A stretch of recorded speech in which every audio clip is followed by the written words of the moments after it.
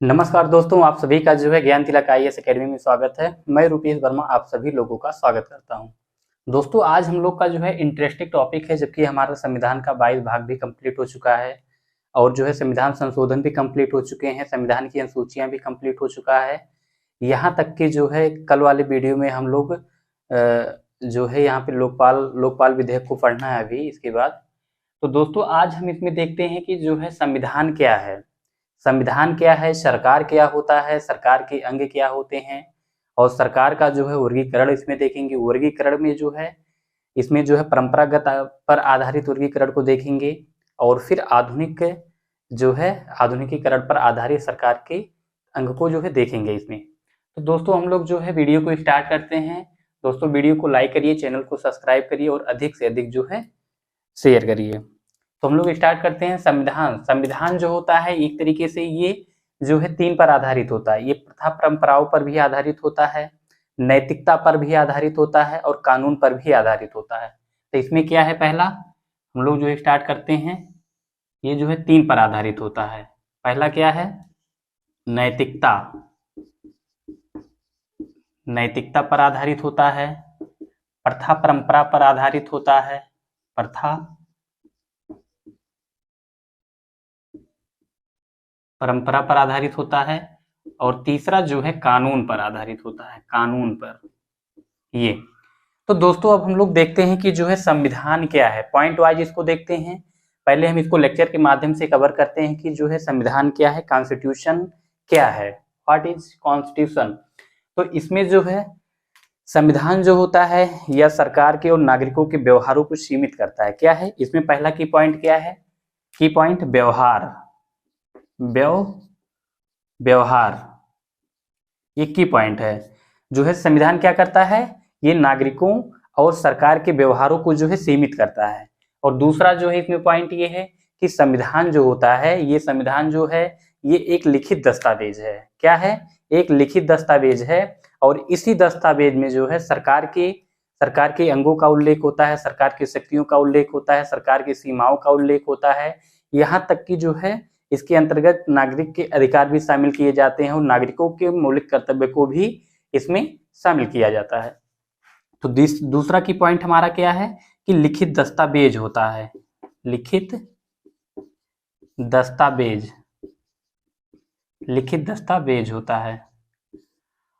और फिर जो है अभी इसका जो है हम लोग एक्सप्लेन करेंगे। फिर लिखित दस्तावेज होता है, फिर इसके बाद इस जो भी संविधान समान होता है, एक तरीके से समाज में समानता को स्थापित करता है, उसे समाजवादी सरकार भी, समाजवादी संविधान भी कहा जाता है। क्या है, समाजवादी संविधान भी कहा जाता है, जो समानता को जो है अधिक बल देता है। फिर जो है इसमें नेक्स्ट पॉइंट है कि ऐसा संविधान, इसमें जेलीनेक महोदय हैं, एक विद्वान थे, उनके द्वारा कहा गया कि जिस राज्य में, जिस देश में संविधान नहीं है वह जो है राज्य नहीं बल्कि अराजकता है। कौन कहता है, जेलीनेक कहते हैं। पहला पॉइंट, नेक्स्ट पॉइंट क्या है, जेलीनेक, जेलीनेक का कथन। इनके द्वारा यह कहा जाता है कि जिस राज्य में संविधान नहीं है वो राज्य नहीं बल्कि वो अराजकता है। अब इसमें जो है फिर इसमें नेक्स्ट पॉइंट हम फिर देखेंगे कि राज्य व्यवस्था, राज्य नहीं अराजकता है। फिर राज्य व्यवस्था क्या है, इसी को एक तरीके से भी लोग कहते हैं राज्य व्यवस्था। राज्य व्यवस्था जो है राज्य की व्यवस्था, मतलब राजकाज की जो व्यवस्था होती है उसी को राज्य व्यवस्था कहा जाता है। राज्य व्यवस्था, राज्य व्यवस्था, राजकाज की व्यवस्था। और नेक्स्ट पॉइंट इसमें है, अब इसमें प्रश्न उठता है राज्य क्या है। दोस्तों देखिए, इसी के तहत सारे शब्दावली जितने भी मूल्य हैं शब्द के, सब इसी के तहत निकलते आ रहे हैं, खुद ही पॉइंट बन रहे हैं। अब इसमें आ गया राज्य। अब राज्य क्या है, राज्य जो होता है एक अमूर्त अवधारणा होता है और जो राज्य होते हैं ये कई तत्वों से मिलकर बने होते हैं, जैसे जनसंख्या होता है, भूभाग होता है, सरकार होते हैं, संप्रभुता होता है।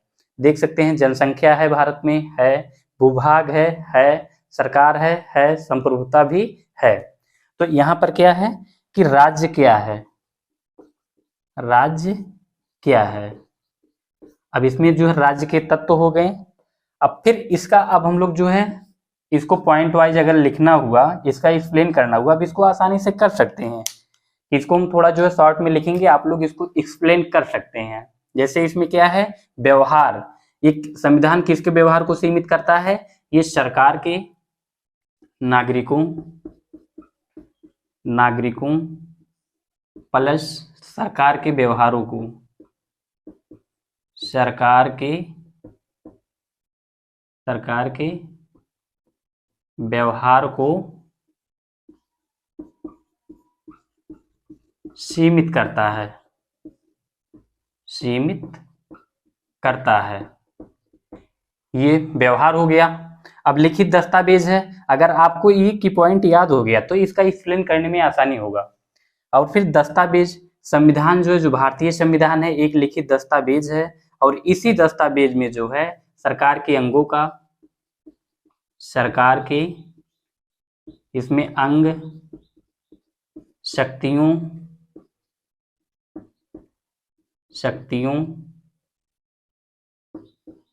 एवं सीमाओं का उल्लेख है, सीमाओं का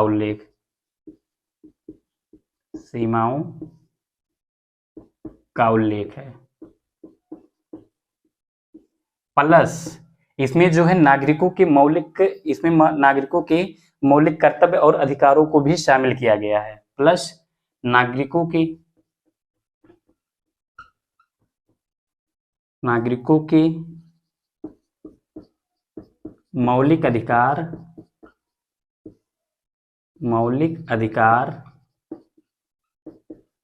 एवं मौलिक कर्तव्य शामिल हैं।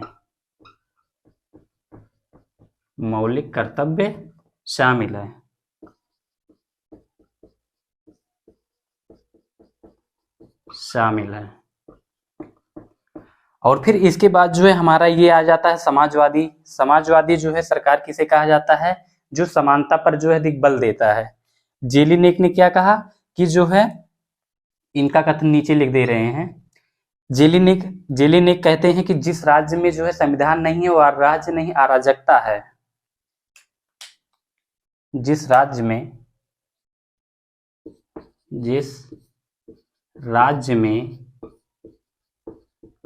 संविधान नहीं है वह राज्य नहीं, अराजकता है। वह राज्य नहीं,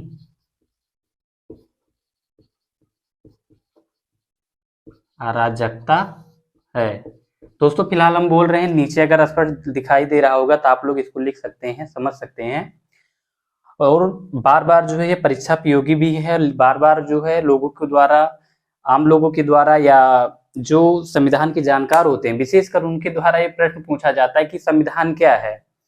कोई है संविधान को तो पढ़ लिया है, लेकिन संविधान का है क्या चीज, उसके बारे में जो है जानकारी होना बहुत ही जरूरी है। अब राज्य व्यवस्था, राजकाज की व्यवस्था को ही जो है राज्य व्यवस्था कहा जाता है। राज्य के तत्व, अब इसमें हम देखते हैं राज्य के तत्व। अगर आप लोग इसको समझ लिए हैं तो फिर आगे चलते हैं। राज्य के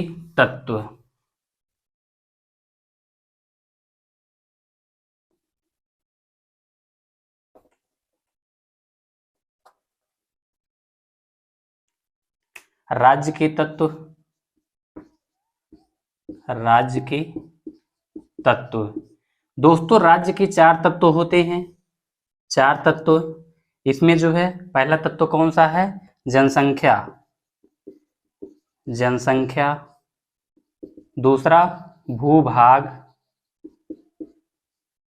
तीसरा सरकार, चौथा संप्रभुता।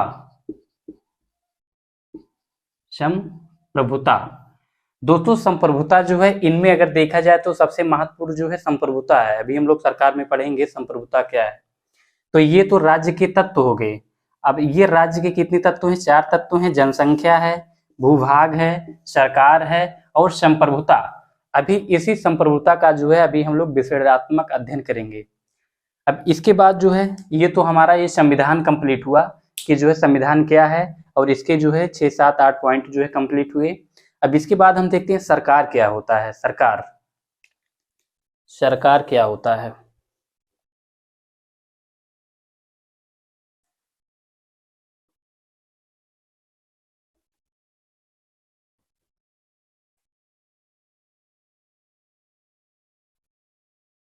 सरकार,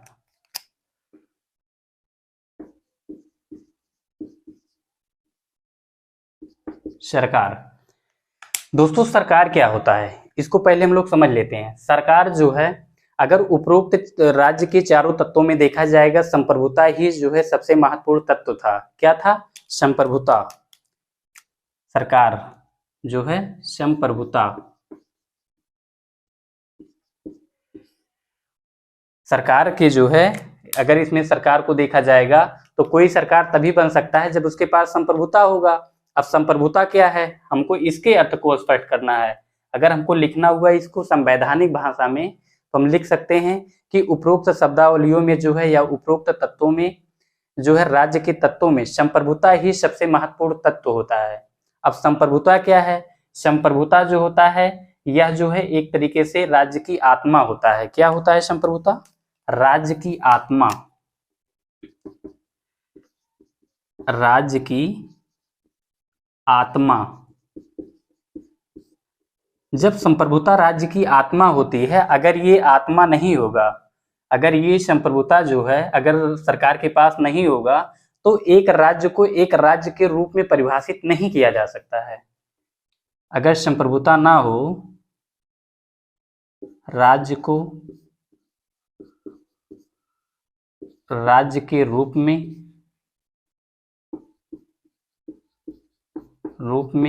परिभाषित करना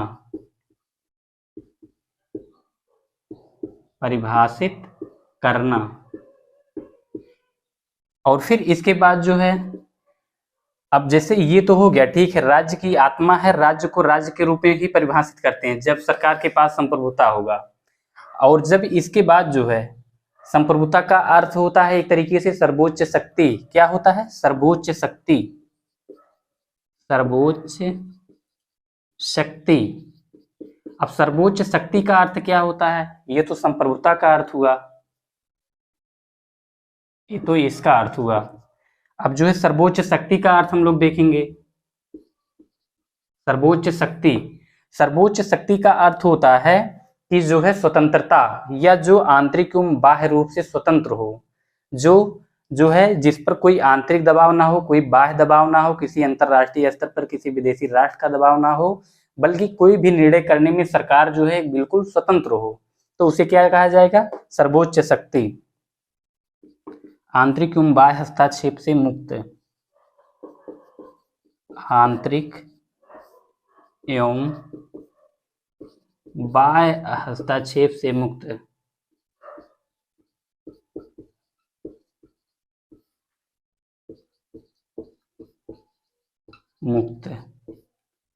आवलिक स्वतंत्रता। स्वतंत्रता अभी इसी के अंतर्गत हम लोग जो है सबसे ब्रिटेन के संदर्भ में पढ़ेंगे। तब इसको जो है क्या हुआ कि जो है सरकार में जो है सबसे महत्वपूर्ण तत्व होता है संप्रभुता, और संप्रभुता का अर्थ होता है राज्य की आत्मा। अगर जो है संप्रभुता सरकार के पास नहीं है, राज्य के पास आत्मा नहीं है, तो एक राज्य को एक राज्य के रूप में परिभाषित नहीं किया जा सकता है। लेकिन अगर संप्रभुता है तो एक राज्य को तभी ही एक राज्य के रूप में परिभाषित किया जा सकता है जब उसके पास संप्रभुता होगा। और फिर जो है संप्रभुता का अर्थ जो है क्या हो गया? एक तरीके से सर्वोच्च शक्ति। सर्वोच्च शक्ति, सर्वोच्च शक्ति का मतलब क्या होता है कि ऐसी शक्ति जो आंतरिक और बाह्य दबावों से मुक्त हो, उसके ऊपर कोई प्रेशर ना हो। जैसे मान लेते हैं भारत है, भारत क्या है कि 1947 से पहले, उदाहरण के तौर पर इसको देख लेते हैं, उदाहरण के तौर पे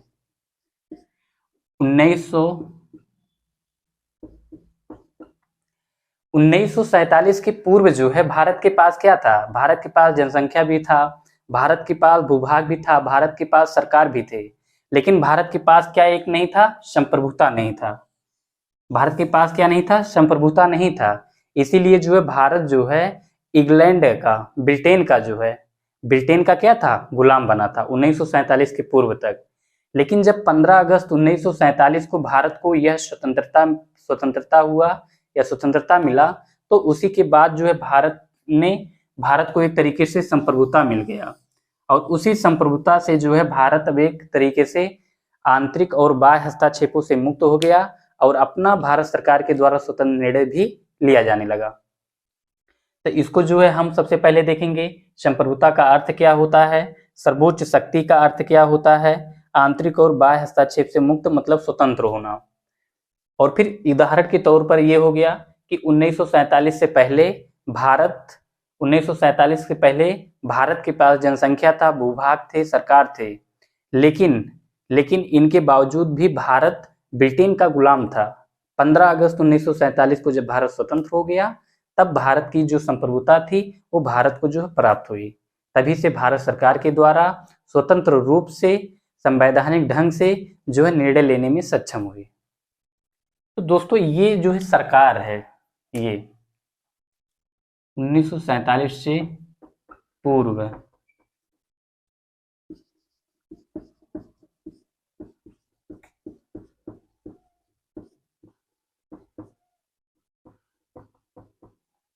गुलाम था। अब क्यों गुलाम था, क्योंकि संप्रभुता नहीं थी 1947 से पहले, संप्रभुता नहीं थी। और फिर जो है 15 अगस्त, नेक्स्ट पॉइंट इसी में लिख दीजिए, 15 अगस्त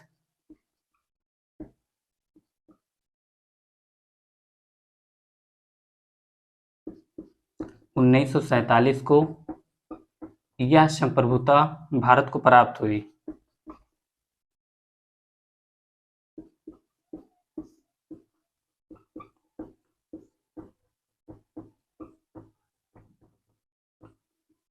भारत को प्राप्त हुई। तो दोस्तों अब इसका जो है आप सरकार के संदर्भ में जो है आप पढ़ सकते हैं, समझ सकते हैं कि क्या होता है। एक बार हम इसको फिर से रिवीजन मार देते हैं, आप लोग इसको देख लीजिए कि सरकार क्या होता है। राज्य की 4 महत्वपूर्ण तत्वों में जो है संप्रभुता राज्य की सबसे महत्वपूर्ण जो है तत्व होता है। संप्रभुता का अर्थ होता है राज्य की आत्मा, या फिर जो है क्या कह सकते हैं कि संप्रभुता से ही एक राज्य को एक राज्य के रूप में ही परिभाषित किया जा सकता है। और फिर सर्वोच्च शक्ति का अर्थ होता है कि जो आंतरिक एवं बाह्य हस्तक्षेपों से मुक्त होता है और स्वतंत्र निर्णय लेने में सक्षम होता है। उस पर कोई अंतरराष्ट्रीय दबाव नहीं होता है, उस पर किसी अन्य सरकार का दबाव नहीं होता है, उसी को ही तब सरकार कहा जाता है। तो इसमें उदाहरण भी दे दिया गया कि 1947 से पूर्व भारत ब्रिटेन का गुलाम था। क्यों गुलाम था, क्योंकि भारत के पास संप्रभुता नहीं थी। और जब संप्रभुता कब मिली, 15 अगस्त 1947 को जब भारत आजाद हो गया, स्वतंत्र हो गया, तब भारत को जो है स्वतंत्रता वापस मिली।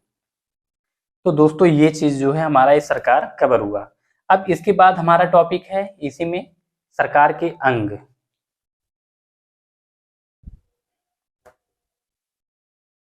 सरकार के अंग,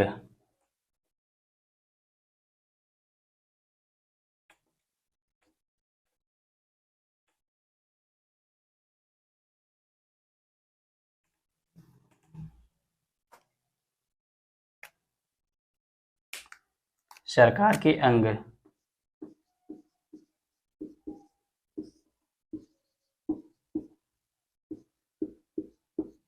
सरकार के अंग जो है कितने होते हैं, 3 होते हैं।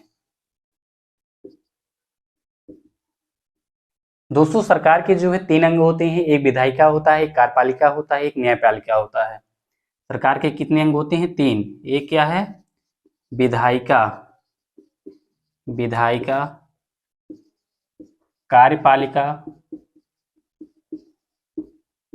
न्यायपालिका,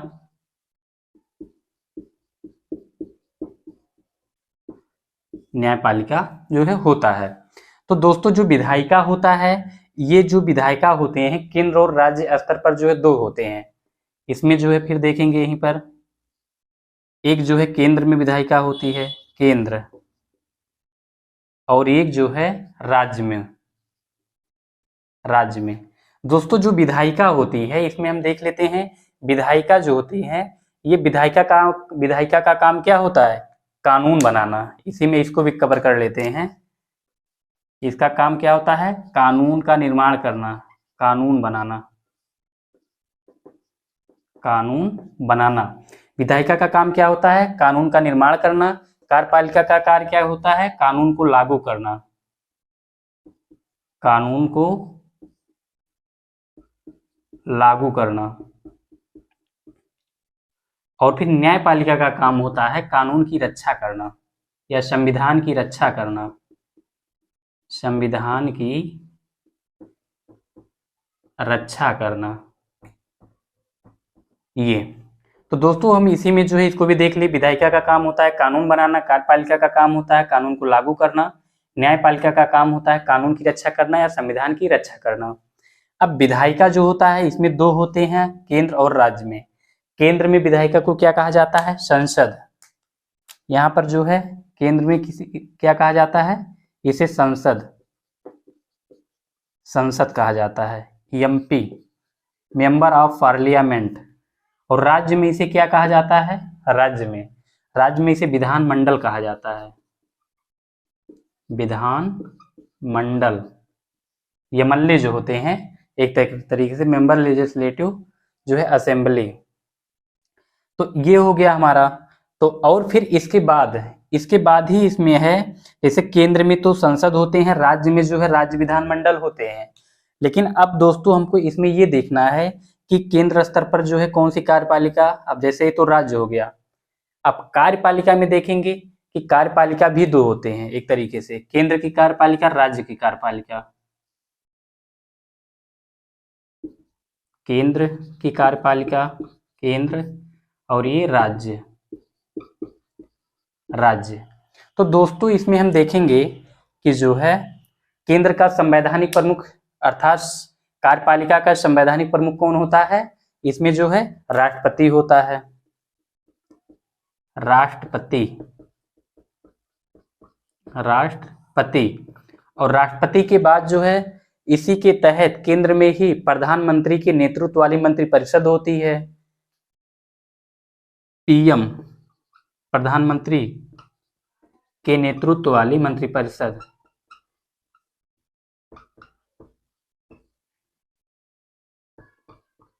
मंत्रिपरिषद होती है। और फिर इसके बाद जो है नौकरशाह होते हैं, नौकरशाह मतलब डीएम लोग, नौकरशाह। और राज्य स्तर पर क्या होते हैं? इसमें राज्य स्तर पर जो है राज्यपाल होते हैं, राज्यपाल होते हैं।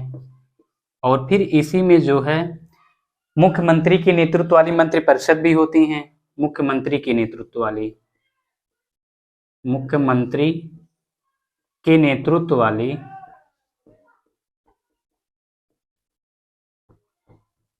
मंत्रिपरिषद।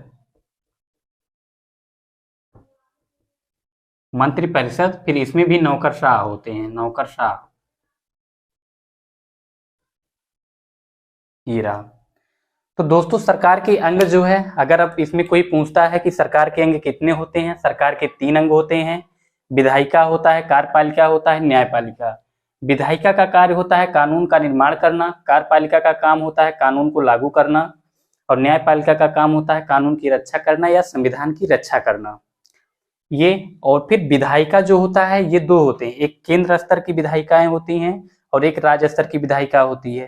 केंद्र में जो है केंद्र स्तर की विधायिका को संसद कहा जाता है जो कानून की निर्माण करती है, और राज्य स्तर पर जो है विधानमंडल होते हैं, ये मल्ले। और यहाँ पर जो है केंद्र में जो होते थे संसद, इन्हें एमपी कहा जाता है, मेंबर ऑफ पार्लियामेंट। फिर कार्यपालिका जो है दोस्तों दो होते हैं, एक केंद्रीय कार्यपालिका, एक राज्य की कार्यपालिका।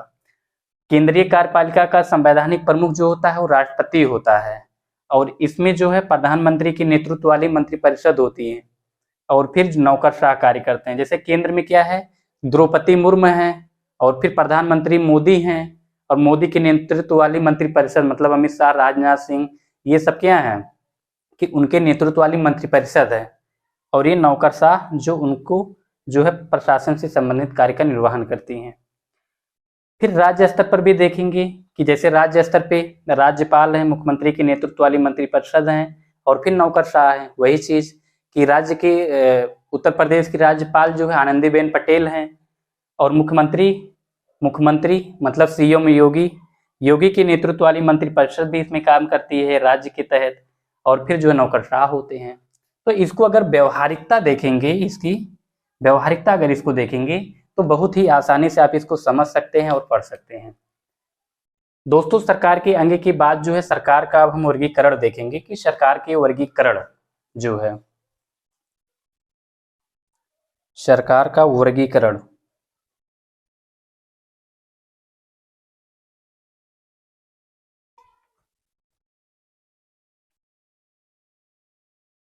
आज प्रयास होगा कि सरकार के वर्गीकरण को कंप्लीट किया जाए। जो है वीडियो कुछ लंबा बन सकता है इसमें। सरकार के वर्गीकरण,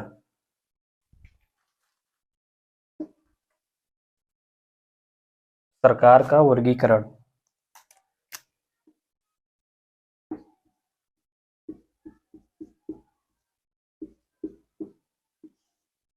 दोस्तों सरकार का जो वर्गीकरण किया जाता है ये दो आधार पर किया जाता है, दो आधार पर।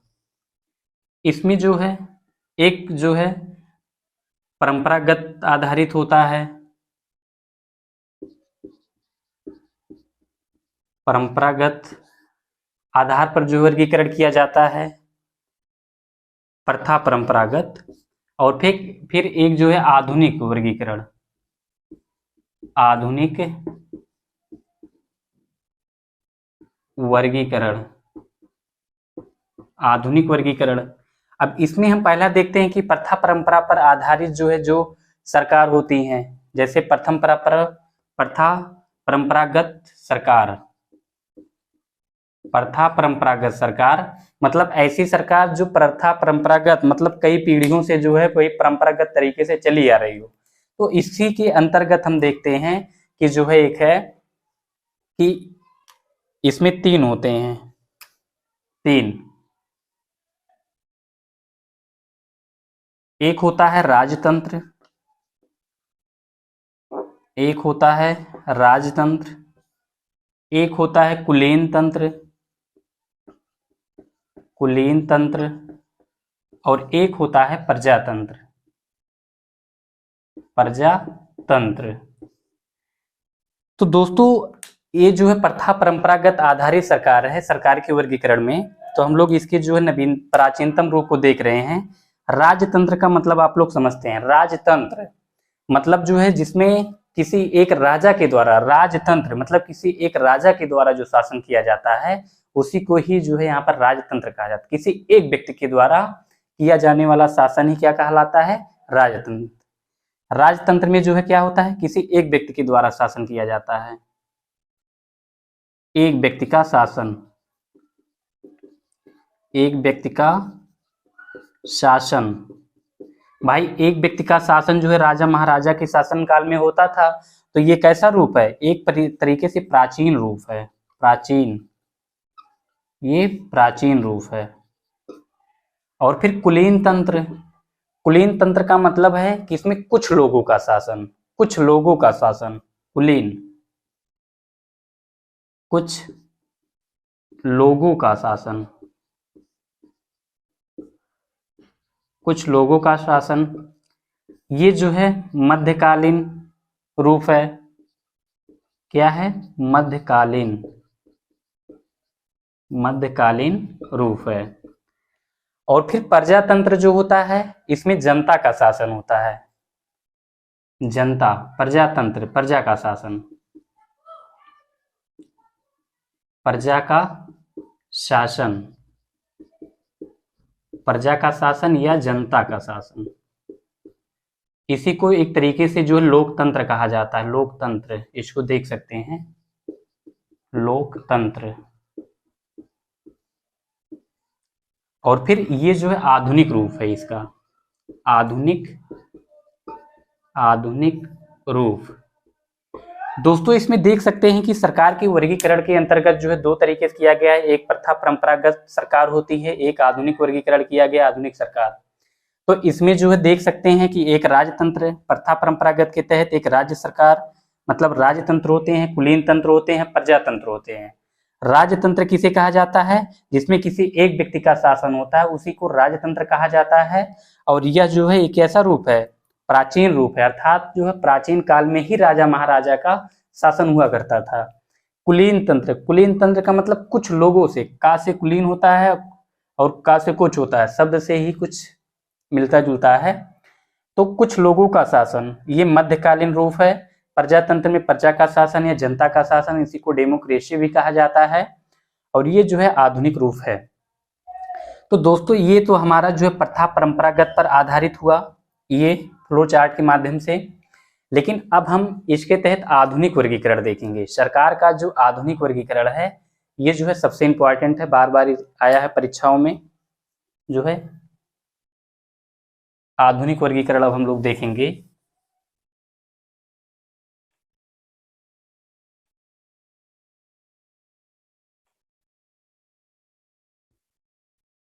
दूसरा क्या है? आधुनिक वर्गीकरण।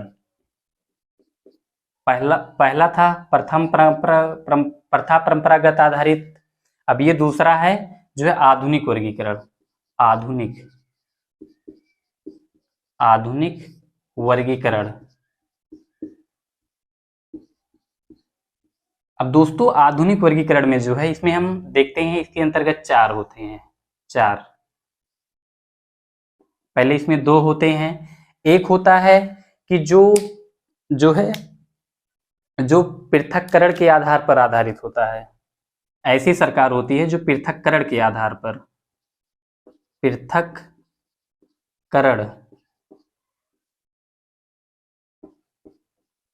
पृथक्करण के आधार पर।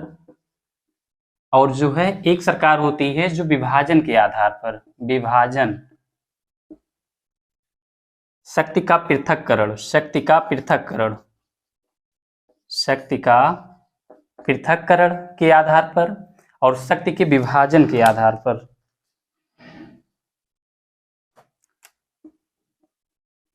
शक्ति के विभाजन के आधार पर, विभाजन मतलब बंटवारा, विभाजन के आधार पर।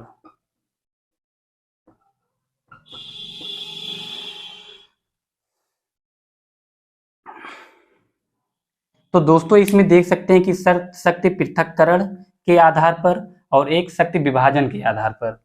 अब इसमें देखते हैं कि शक्ति पृथक्करण पर आधारित जो है जो सरकारें होती हैं, इसके तहत जो है 2 आते हैं। 2, एक जो है संसदीय सरकार, एक होती है संसदीय सरकार, और दूसरा होता है अध्यक्षीय सरकार। कौन सा? अध्यक्षीय सरकार।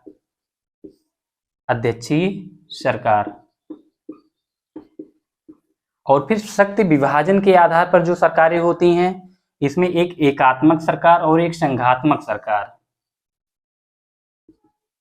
एकात्मक सरकार, और फिर इसमें जो है एक है संघात्मक सरकार।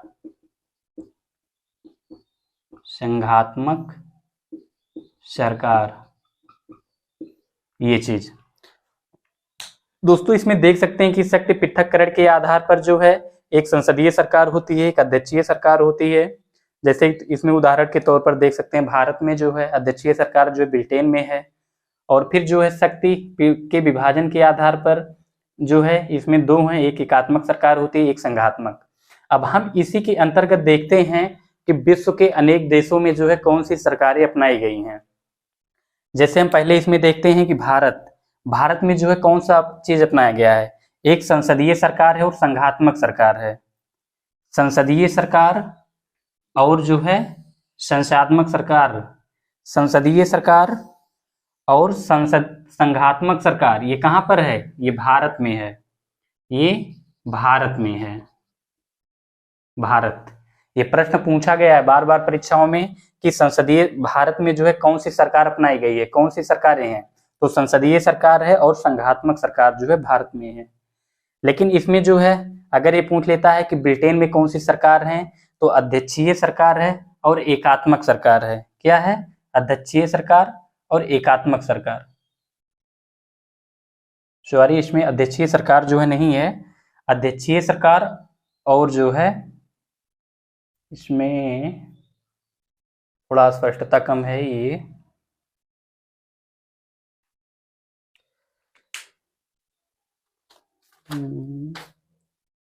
अध्यक्षीय सरकार और संघात्मक अमेरिका में, सॉरी, अध्यक्षीय सरकार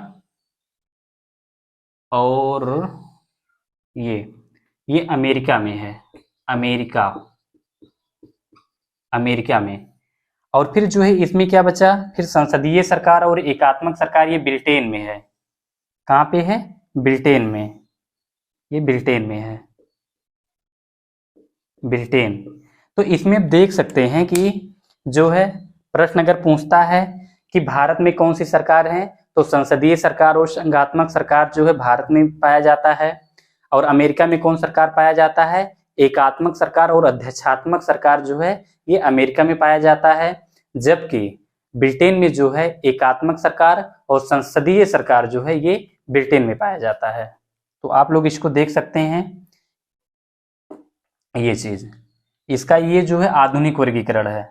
अब दोस्तों जो है इसके तहत ही हम लोग अब स्टार्ट करते हैं जो है इसके नए टॉपिक को।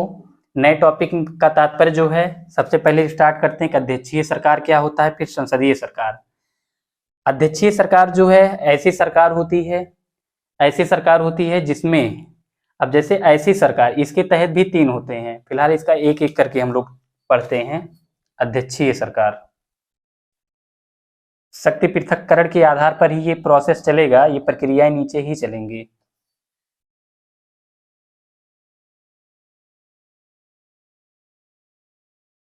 पहला है अध्यक्षीय सरकार।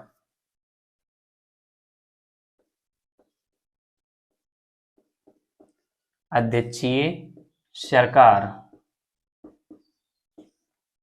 अध्यक्षीय सरकार क्या होता है? तो दोस्तों जो है ऐसी सरकार, इसके अंतर्गत जो है 3 को शामिल किया जाता है। इसके तहत जो है 3 होते हैं। 3 कौन होते हैं? विधायिका, कार्यपालिका,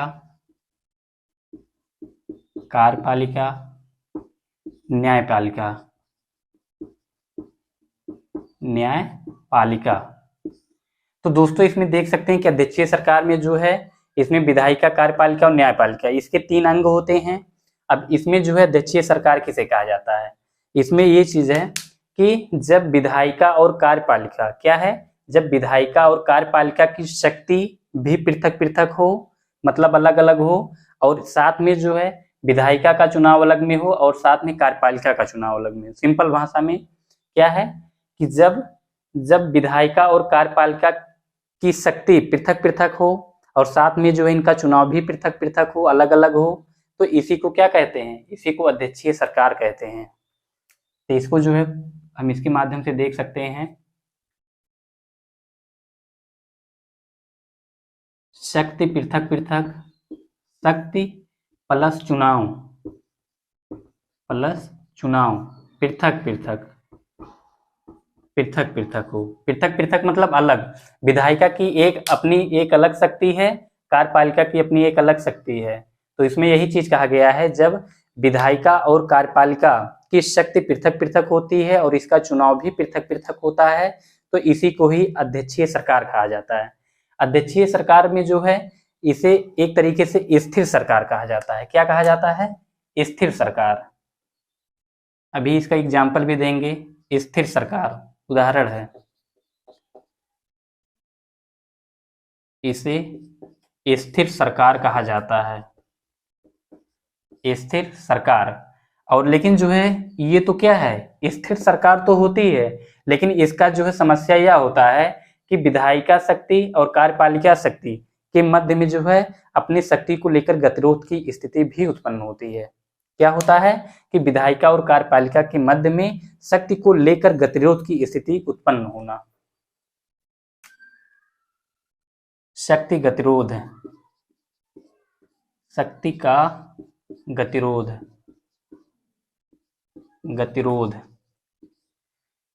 दोस्तों अगर इसके अंतर्गत फिर से वही चीज हम बता रहे हैं कि अगर इसके अंतर्गत आता है लिखने के लिए, तो इसमें पहला क्या चीज है कि सरकार के 3 अंग होते हैं, विधायिका होता है, कार्यपालिका होता है, न्यायपालिका होता है, ये 3 अंग हैं। अब इसमें हमको ये देखना है कि अध्यक्षीय सरकार किसे कहा जाता है।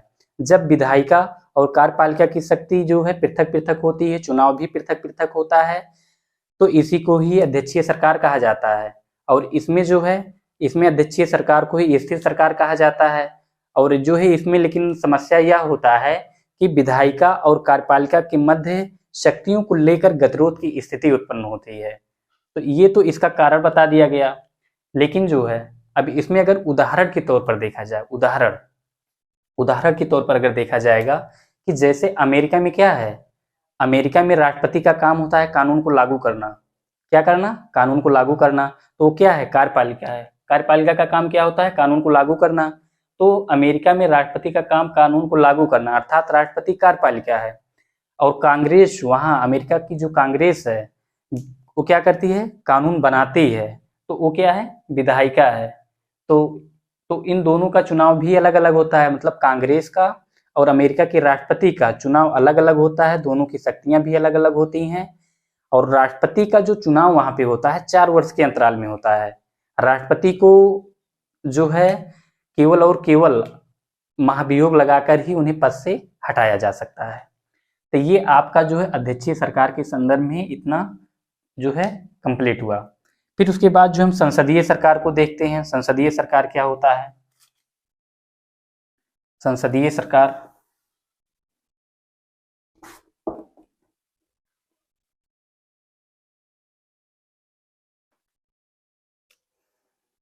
उदाहरण जो है इसमें अमेरिका,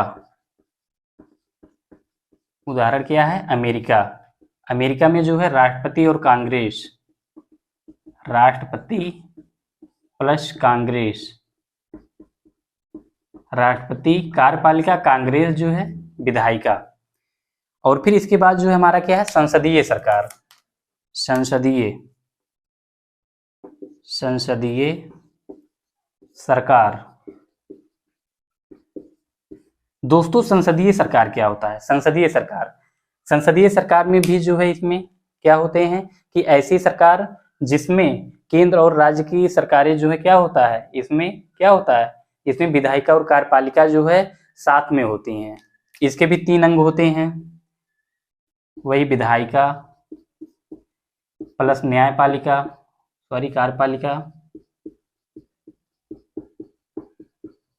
और फिर न्यायपालिका। न्यायपालिका होती है संसदीय सरकार में जो है 3 अंग होते हैं, विधायिका, कार्यपालिका, न्यायपालिका। और इसमें जो है क्या होता है, विधायिका और कार्यपालिका जो है दोनों मिलजुल कर कार्य करती हैं, मिलजुल कर कार्य करती हैं, मिलजुल कर कार्य करती हैं। इसका तात्पर्य यहाँ पे दोस्तों जो है क्या है कि जैसे भारत है, भारत में पहले क्या होता है कि जनता के द्वारा एमपी को चुन लिया जाता है, और यही एमपी जो है क्या करते हैं, जब किसी दल को बहुमत प्राप्त होता है जो है संसद में, तो बहुमत दल के नेता को राष्ट्रपति के द्वारा क्या किया जाता है, प्रधानमंत्री नियुक्त किया जाता है। और फिर प्रधानमंत्री के सलाह के आधार पर ही अन्य मंत्रियों की नियुक्ति किया जाता है। जब अन्य मंत्रियों की नियुक्ति किया जाता है तो इसमें वही होता है कि प्रधानमंत्री और मंत्री ये संसद के प्रति जो है अर्थात लोकसभा के प्रति उत्तरदायी होते हैं। तो इसे क्या कह सकते हैं कि संसदीय सरकार जो होती है यह उत्तरदायी सरकार होती है, लेकिन यह एक तरीके से अस्थिर सरकार होती है। इसमें जो है जैसे उदाहरण भारत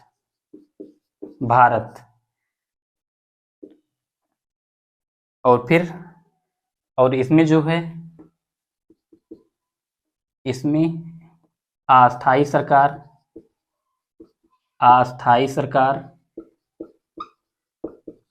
सरकार है, लेकिन सबसे अच्छी बात है कि यह उत्तरदायी सरकार होती है। उत्तरदायी सरकार का मतलब क्या है कि जो है प्रधानमंत्री प्लस मंत्री जो होते हैं ये किसके प्रति उत्तरदायी होते हैं, संसद सदस्यों के प्रति, संसद के प्रति उत्तरदायी होते हैं। दोस्तों फिर से इसी को हम रिवीजन मार दे रहे हैं। संसदीय सरकार किसे कहा जाता है? संसदीय सरकार जो है जिसमें विधायिका और कार्यपालिका मिलजुल कर कार्य करती है, उसी को ही जो है यहाँ पर संसदीय सरकार कहा जाता है। संसदीय सरकार जो होती है ये अस्थायी सरकार होती है, लेकिन उत्तरदायी सरकार होती है। उत्तरदायी सरकार क्यों होती है? क्योंकि भारत में जो है, भारत में जनता के द्वारा एमपी को चुना जाता है, और यही एमपी सब लोग इकट्ठा होकर जिस दल को बहुमत मिला रहता है, उस दल के नेता को राष्ट्रपति के द्वारा प्रधानमंत्री नियुक्त किया जाता है। और जब प्रधानमंत्री की सलाह पर राष्ट्रपति अन्य मंत्रियों की, अन्य संसद सदस्यों की नियुक्ति करता है मंत्री के रूप में, तो प्रधानमंत्री और मंत्री ये सदस्यों के प्रति उत्तरदायी होते हैं। अर्थात क्या है, अगर एक भी संसद सदस्य एक भी मंत्री के प्रति या प्रधानमंत्री के प्रति अविश्वास प्रस्ताव पारित कर देता है, तो सारे मंत्रिपरिषद को अपने पद से इस्तीफा देना पड़ेगा। ये क्या है? ये जो है संसदीय सरकार है। संसदीय सरकार भारत में क्या है? संसदीय सरकार है और संघात्मक सरकार है। ये हुआ। और फिर इसके बाद जो हम लोग देखते हैं, संसदीय सरकार के बाद जो है एकात्मक सरकार। शक्ति विभाजन के आधार पर जो है, शक्ति विभाजन के आधार पर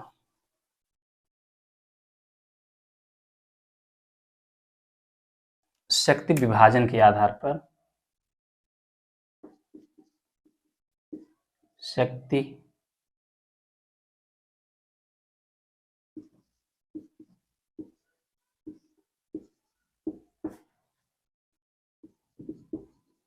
शक्ति विभाजन के आधार पर इसमें जो हम दो बताए थे, एक एकात्मक था, एकात्मक, और दूसरा जो था ये जो है संघात्मक। संघात्मक हम लोग एकात्मक पढ़ेंगे। एकात्मक, एकात्मक सरकार क्या होता है? एकात्मक सरकार मतलब ऐसी सरकार जिसमें केंद्र और राज्यों के मध्य में शक्तियों का विभाजन नहीं होता है। क्या है? जिसमें कि केंद्र एवं राज्यों के मध्य शक्तियों का विभाजन ना होना। केंद्र एवं राज्यों के मध्य शक्ति विभाजन ना होना। शक्ति विभाजन ना होना, ये क्या कहलाता है? एकात्मक सरकार कहलाता है। एकात्मक सरकार। और फिर जो है, अब एकात्मक सरकार तो कहलाता है, लेकिन एकात्मक सरकार के लक्षण क्या होते हैं, इसकी विशेषताएं क्या होती हैं? विशेषता हम लोग इसकी विशेषता देख लेते हैं कुछ। दोस्तों जैसे अगर एकात्मक सरकार है, इसमें क्या होगा? इकहरी जो है नागरिकता होगी।